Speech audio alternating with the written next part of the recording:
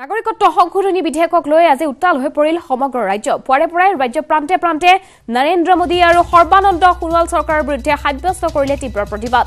মুখ্যমন্ত্ৰী সৰ্বানন্দ সোণোৱালৰ গৃহ জিলা নাহৰকটীয়াত অসম জাতীয়তাবাদী যুৱ ছাত্ৰ পৰিষদৰ সদস্যই সাব্যস্ত কৰিলে অৰ্ধ উলংঘ প্ৰতিবাদ। সোমবাৰে দুপৰীয়া জাতিধ্বংসী এই বিধেয়কখন বাতিলৰ দাবীত জাতীয়তাবাদী যুৱ ছাত্ৰ পৰিষদৰ অৰ্ধ শতাধিক সদস্যই নাহৰকটীয়াৰ ৰাজহ চক্ৰ বিষয়াৰ কাৰ্যালয়ত অৰ্ধ উলংঘ হৈ প্ৰতিবাদ সাব্যস্ত কৰে।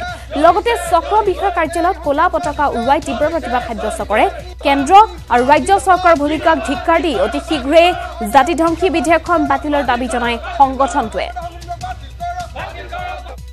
মাটি ভেটি কৰি গাদী বাগজৰি লৈ আজি খিলঞ্জীয়া জাতি জনগোষ্ঠীক নিঃশেষ কৰিব বিচাৰি অবৈধ হিন্দু বাংলাদেশীক ভাৰতৰ নাগৰিকত্ব প্ৰদান কৰিব লৈছে। আমি তাক ঘূৰ বিৰোধিতা কৰিছোঁ। আজি আমি অৰ্ধ উলংঘ হৈ প্ৰতিবাদ চূড়ান্তভাৱে প্ৰতিবাদ কৰিব বিচাৰিছোঁ। আমি ক'ব বিচাৰিছোঁ অনাগত দিনত আমি আৰু ভয়াৱহ কাৰ্যসূচী ল'ম। আমি কোনো পধ্যে নাগৰিকত্ব সংশোধনী বিধেয়ক 2016 আমি মানি নলওঁ। আমি তীব্ৰ আজি প্ৰতিবাদ কৰিছোঁ।